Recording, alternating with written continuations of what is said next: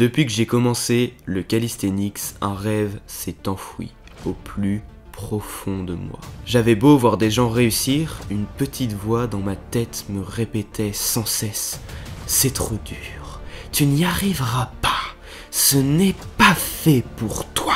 Heureusement, j'ai tout de suite compris que mes mouvements de rêve n'étaient pas les premiers à apprendre. Donc j'ai fait du handstand, ça paraissait bien plus simple. Je me suis contenté de rêver de la full planche, comme tout le monde, mais quelques années plus tard, après énormément de travail, je l'ai enfin débloqué. Mais toutes ces années à m'entraîner m'ont changé, m'ont transformé, m'ont métamorphosé. Et aujourd'hui, cette petite voix dans ma tête a disparu. Et je suis enfin prêt à me battre.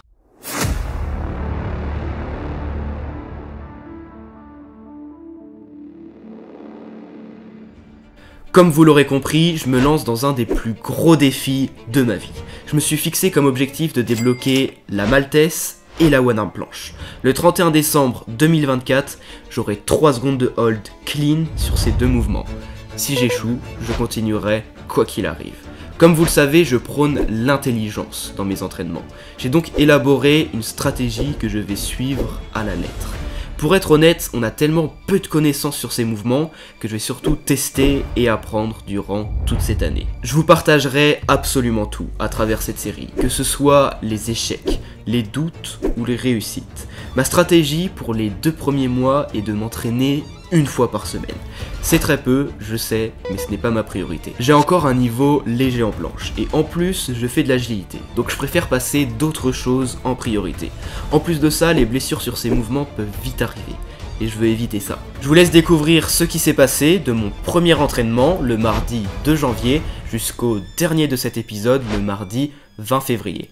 Allez, c'est parti. Première séance, il pleut des cordes dehors, donc je m'entraîne dans mon couloir. Et malheureusement, le cadrage n'est pas fou. C'est la première fois que j'essaye une Maltese. Je décide de commencer avec environ 20-25 kg d'élastique, et c'est la chute instantanée. Je laisse l'ego de côté, je réessaye en faisant un double tour sur mes élastiques, et tout de suite, c'est un peu mieux.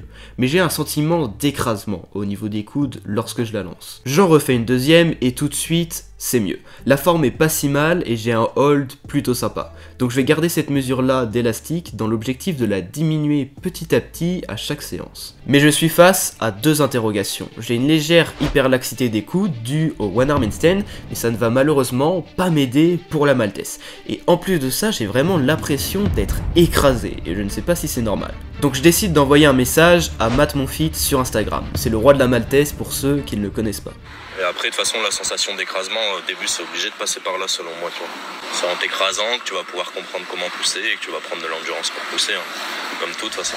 Bon, ma question a été vite répondue, au début c'est normal, donc je vais garder cette forme qui me semble pas si mal pour les prochains trainings. Ensuite j'ai fini la partie Maltese avec des exercices de renforcement que je vous présenterai dès la prochaine séance. En deuxième partie de training, je fais donc de la one arm planche. J'ai choisi de faire un exo un peu spécial, j'ai jamais été à l'aise pour utiliser les élastiques sur les mouvements à un bras, donc je choisis les poids. Sauf qu'il y a des avantages et des inconvénients. Le problème de cette technique, c'est qu'elle modifie mon bras de levier. C'est-à-dire que mon bassin est censé être aligné avec ma surface d'appui, qui est mes poignets.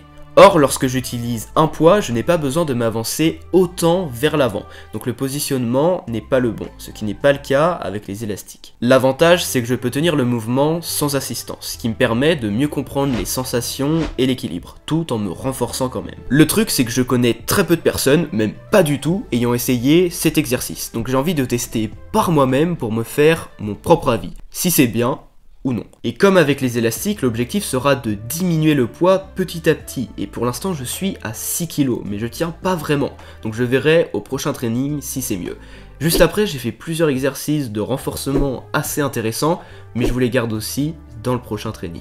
Pour rappel, comme j'ai dit que j'allais tout vous partager, il y a un lien dans la description qui mène directement vers la structure détaillée de chacune de mes séances, avec mes réactions et mes ressentis. Et pour ceux qui souhaitent m'aider à avancer, j'ai créé un questionnaire gratuit également dans la description. Je vous pose différentes questions sur votre parcours en calisthenics et les différents problèmes que vous avez rencontrés. Je fais ça car depuis plus de 2 mois, je suis en train de créer un énorme programme pour aider tous les athlètes de calisthenics à comprendre comment bien s'entraîner et à comprendre les principes scientifiques à suivre qui sont essentiels pour progresser. Ce questionnaire vous prendra 2 minutes à répondre et il m'aidera énormément dans la création de ce programme pour m'assurer que je réponds bien au problème principal que la majorité des athlètes rencontrent en calisthenics. À la dernière séance, je m'étais fixé de faire 2 doubles nœuds au jaune et 2 doubles nœuds au bleu, sauf qu'en fait, j'avais pas pris en compte que cette barre là, elle est beaucoup plus haute que celle où je me suis entraîné la dernière fois dans mon couloir. Du coup, forcément, il y aura beaucoup plus de résistance. Donc j'ai fait qu'un seul tour au jaune, donc on va voir si j'arrive à tenir comme ça, et puis sinon je ferai 2 tours. Premier essai de cette deuxième séance sans double tour à l'élastique jaune. Et malheureusement, je ne tiens pas du tout. Ça ne m'étonne pas tant que ça, le sol est un terrain vague, donc les paras ne sont pas stables. En plus, même si la barre est plus haute, mes paras sont aussi plus hautes. Je fais un autre essai avec le double tour, et s'il vous plaît, cachez vos yeux, c'est catastrophique. Pour être honnête, je savais que ça allait être long et dur, mais quand je vois que même avec tous ces élastiques, ça ressemble à ça, c'est horrible. Le problème, c'est que j'ai utilisé tous mes élastiques avec un double tour, donc je vais pas en faire 3, ça n'aurait aucun sens. Mais à ce moment-là, je me rends compte d'une chose. J'avais un écart entre les paras bien plus élevé que la première séance, donc je réduis cet écart et tout de suite, c'est bien mieux. Il y a encore beaucoup de boulot, mais c'est ça qui va être intéressant. J'avais fini de faire les élastiques et vu que le sol était trempé, mes pieds glissaient et là je rentre et je me suis défoncé le pied. Ça va être nickel pour faire des lignes planches. Je suis en PLS, mais let's go. Juste après, je passe aux Zanetti Press, que je fais debout. J'ai compris comment bien les faire, donc je vous expliquerai au prochain training les erreurs à ne pas refaire. Ensuite, je fais des lignes, mais je m'aperçois seulement après que j'ai un tout petit écart, donc je corrigerai ça pour la prochaine fois aussi. C'est maintenant l'heure de la one arm planche, mais je n'ai plus aucune énergie. J'essaye, mais ça lève pas. Avec les poids, c'est catastrophique. J'essaye quelques négatives, mais c'est nul aussi. Je finis avec des sides au sol, les premiers essais j'arrive pas, et le dernier j'assimile mieux la technique que j'avais un peu oubliée. Et boum, je presse direct. Pour le tip, c'est qu'il faut s'avancer le moins possible, et en fait ça lève beaucoup plus facilement. Je finis là aussi avec quelques lignes en one arm planche. Bon, si je devais résumer cette séance en un seul mot, ce serait horrible. Je me suis senti faible, j'avais la mauvaise technique et un gros manque de compréhension sur les mouvements. Une erreur que j'ai faite, c'est de me comparer à la première séance. Or, je n'ai pas utilisé les mêmes paras, je n'ai pas utilisé la même barre et je n'étais pas dans les mêmes conditions. Je reste quand même confiant pour les prochains trainings car j'ai quand même compris la globalité des mouvements que je réalise. Je ne m'étais pas trompé, la troisième séance me redonne espoir. Dès le premier essai, je hold super bien avec un bon alignement. Je m'écrase trop car il y a seulement 4 pieds entre les paras, mais pour l'instant, je vais rester avec cette forme et je verrai par la suite. Les holds étaient tellement simples que je décide de passer à seulement un tour sur les élastiques bleus et je sens à peine la différence. Je suis trop heureux car je viens clairement d'enlever beaucoup de kilos d'assistance comparé à la première séance, donc les progrès sont déjà là. Je suis tellement bien parti que j'essaye uniquement avec un double tour au jaune et sans élastique bleu, et malheureusement ce n'est pas hold mais on voit qu'il y a quand même une légère résistance. Donc prochaine séance, je commence direct avec ça. Hâte de voir ce que ça va donner. Ensuite, on passe aux exos de renfort. Je fais mon max Zanetti Press, je le fais debout car j'ai rien pour m'allonger et l'objectif c'est d'avoir une bonne amplitude pour réaliser le mouvement.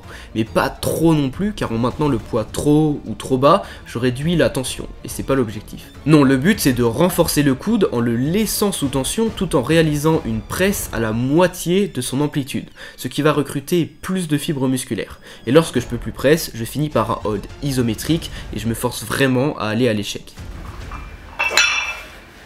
Je finis par les lignes en wide, je les fais dans le même angle de poignet que sur para pour m'assurer de recruter les mêmes groupes musculaires. Dans les derniers entraînements, j'avais un léger écart, et ici j'ai voulu l'agrandir, mais malheureusement j'active la fausse protraction. Pour ceux qui ne voient pas, c'est que j'arrondis le dos au lieu de pousser sur mes épaules, et activer de la bonne façon les scapulas. Beaucoup font cette erreur, et pourtant c'est pas du tout idéal pour performer ou avoir une bonne forme. On peut pas avoir tout le dos rond et en même temps avoir une bonne activation des scapulas. Finalement, je pense que la maltese m'a épuisé pour la one arm planche, car j'arrive à rien, et j'ai même pas la sensation de pouvoir lever. soulever. J'essaye avec un poids de 6 kg, j'y arrive pas. De 8 kg, c'est un peu mieux, mais c'est toujours pas fou. Juste après, je fais des sides au sol, et mon conseil de lever les jambes en s'avançant le moins possible marche vraiment bien. Mais je suis malheureusement entre le flag et la side, donc c'est pas super bien exécuté. Et je finis par des leans en AP. Et pour ceux qui se demandent pourquoi je dégrade autant la forme en one arm planche, je vous rassure, c'est normal. Comme au début j'ai un manque de force, je compense en pliant le bras porteur, ce qui me permet de m'enrouler vers l'avant et de me rapprocher plus facilement de mon centre de gravité. Et comme je l'ai déjà expliqué dans d'autres vidéos, ce centre de gravité est le point de levier et donc ça me permet de lever plus facilement. Et quand je le fais en pike, donc avec le bassin trop haut, j'ai juste à plonger dans la ligne du pouce pour pouvoir décoller mes jambes qui seront un peu pendantes. Ce qui est bien, c'est que j'aurai beaucoup plus d'extension et donc ce sera plus simple. Voilà pour cette séance. J'avoue que je suis plutôt content car j'accorde bien plus d'importance à la maltaise que la one arm planche. Mais si je veux bien progresser, faire les deux dans la même séance n'est peut-être pas le plus optimal. Je respecte quand même ma stratégie pour ces 2 mois, il me reste encore 5 entraînements, donc je vais voir ce que ça donne. Le 4e training, c'est celui de la frustration. Je teste une maltaise avec uniquement le double nœud au jaune et je suis persuadé que je peux hold. Mais j'ai extrêmement mal à la prise entre le pouce et l'index. Je laisse les go de côté et je rajoute les 2 petits bleus. Mais c'est pareil, je force pour tenir malgré la douleur, mais quand je lâche, c'est horrible. Ce qui est pénible, c'est que la douleur vient juste du grip, mais quand je le change, il y a beaucoup trop de tension sur le coude. Et là, c'est bien plus dangereux. Donc je sais pas quoi faire. Le problème, c'est que cette douleur m'empêche de forcer au maximum et foire littéralement tous mes essais d'après. En sachant que j'ai seulement une séance par semaine, ça veut dire que je passe 2 semaines sans rien faire. Et c'est extrêmement frustrant. Mais là, il me reste plus que 4 entraînements, du coup, avant de faire 8 mois, ça fera 8 entraînements, un par semaine. Mais je pense que dans ma prochaine programmation, je vais me laisser un peu plus de liberté et peut-être faire 2 entraînements par semaine parce que là, ça va être compliqué. Ce qui me fait progresser la plupart du temps, justement, c'est quand je m'adapte en fonction de mon ressenti le jour J de l'entraînement. Par exemple, en planche, je sais que directement, dès que je fais ma première planche ou même avant d'aller m'entraîner, je sais si je vais faire de l'élastique, du volume, de l'intensité, de la forme, de la technique, etc. Et là, je peux pas me permettre d'écouter mes sensations avec ce programme d'entraînement. Donc, je suis moyennement fan, même si j'aime bien quand même l'idée de m'entraîner une seule fois par semaine parce que ça me permet d'éviter toutes les blessures. Et là encore, avec ma main, avec la prise de ma main qui me fait mal, c'est compliqué. Après, j'ai fini avec les exos classiques et je me sens de plus en plus à l'aise, donc tant mieux. J'ai ensuite fait de la OAP et même si les essais sont toujours nuls, j'ai des bien meilleures sensations qu'avant. Je sais que ça va venir dans les prochaines séances. Les essais avec les poids sont nuls aussi, mais j'ai des bonnes sensations. Et finalement, les sides au sol sont vraiment bien. J'ai fait enfin un vrai hold, même si je suis légèrement en chapiteau. Séance un peu frustrante à cause de ces douleur que j'ai depuis le début et qui a été très présente aujourd'hui. J'espère que ça va passer pour les prochains trainings. 5e séance, on attaque la première semaine de février et je la nomme l'incompréhension la plus totale. Double nœud à l'élastique jaune, on va essayer de faire la meilleure maltaise possible. La séance débute super bien puisque j'arrive presque à tenir cette maltaise avec seulement ce double tour à l'élastique jaune. Je sens que si je force bien, ça devrait vite venir. Ma douleur revient malheureusement, mais j'ai trouvé une solution. Je mets juste une petite protection et ça me fait plus aucune douleur. C'est bizarre, mais je prends pour le moment. Juste après, c'est la décadence. Je n'arrive pas du tout à tenir quoi que ce soit, même avec tous les élastiques. J'arrive vraiment pas à savoir pourquoi. Mais tant pis, je n'ai pas de contrôle sur la situation, donc je passe à la suite. Ça fait maintenant 1 mois que j'ai commencé mon programme et aujourd'hui, je voulais tester de faire de la one arm planche juste après mes essais à l'élastique en maltaise. Et c'est la meilleure décision que j'ai prise. Je me sens bien plus à l'aise qu'avant. J'arrive enfin à faire des petits holds avec les poids de 6 kg.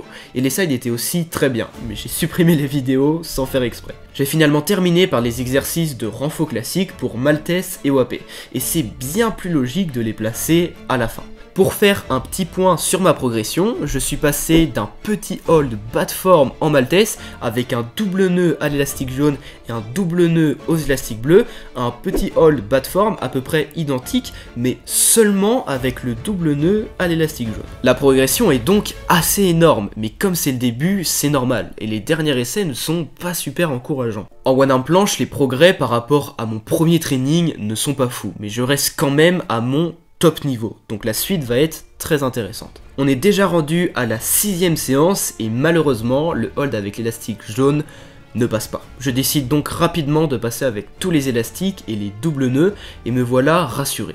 J'ai récupéré les holds sur tous les essais, donc c'est génial. Un principe clé de l'entraînement, c'est l'adaptabilité. Ici, j'ai changé de côté car je me suis rendu compte que c'est là où les paras glissaient que j'avais mal au pouce. Ma douleur à gauche est donc partie pour aller à droite, mais en beaucoup moins intense, ce qui me permet de faire des vrais holds.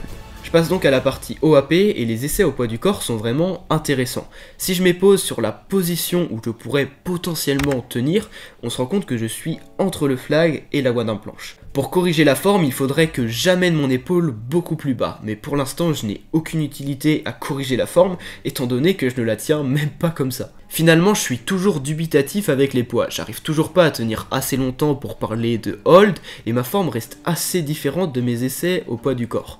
Je vais donc continuer dans les 2 dernières séances, mais il faudra que je réfléchisse si je les garde ou non, en sachant que je déteste les élastiques sur les mouvements à bras, donc je pourrais pas vraiment les remplacer. Par contre, les essais en négative et en side sont de mieux en mieux. Je commence vraiment à trouver la position dans laquelle je peux hold, et les sides me paraissent vraiment simples, donc tant mieux. Le meilleur choix que j'ai fait, c'est d'avoir mis le renfo maltese en fin de séance. Ça me permet d'avoir tellement plus d'énergie pour les choses bien plus importantes. C'est plutôt une séance classique, mais comme on arrive assez rapidement à la fin du premier cycle, mon corps commence à s'habituer. Donc il va vite falloir que je modifie ma séance d'entraînement.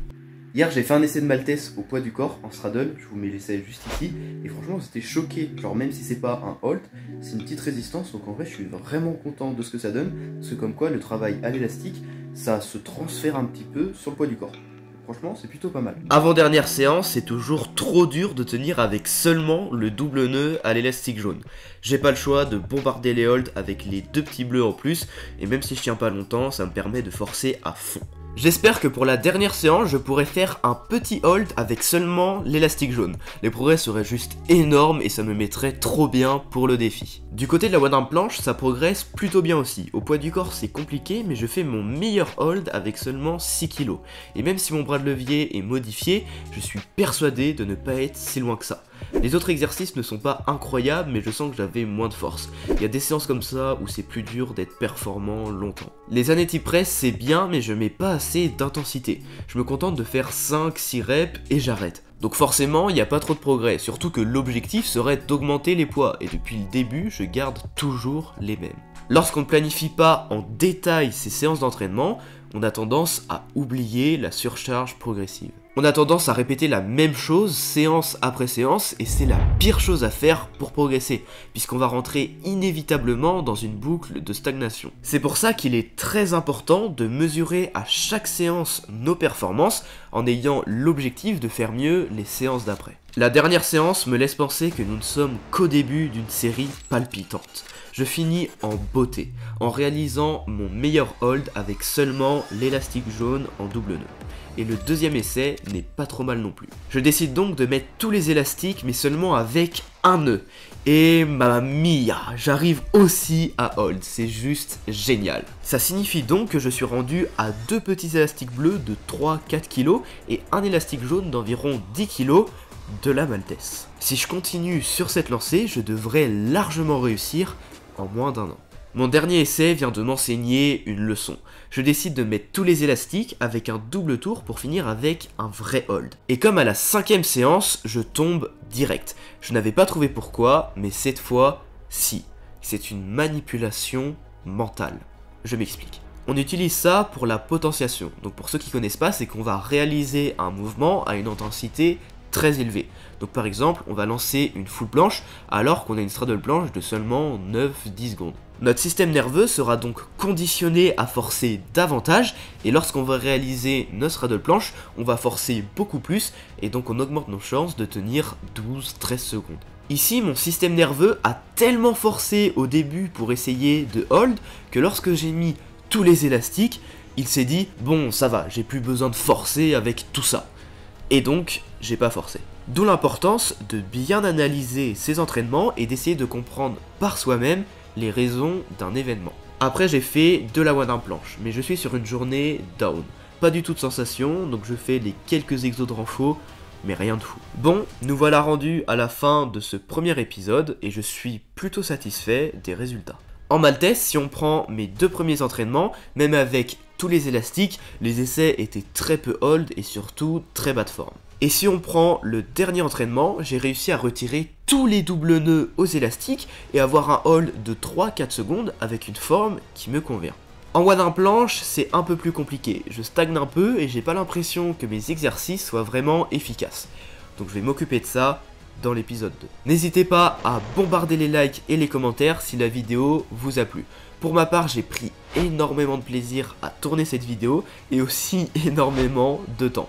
Mais je suis super content du résultat. Mon questionnaire de 2 minutes est dans la description et ça m'aiderait énormément de prendre ce petit temps pour y répondre. Je remercie ceux qui le feront et si vous souhaitez regarder ma première vidéo YouTube sur ma progression en calisthenics, je vous mets l'épisode 1 juste ici. Vous pourrez comparer la qualité des vidéos. Et si l'épisode 2 est déjà sorti, ce sera probablement celui-ci qui sera recommandé. Je vous souhaite une excellente journée et sur ce, bye bye.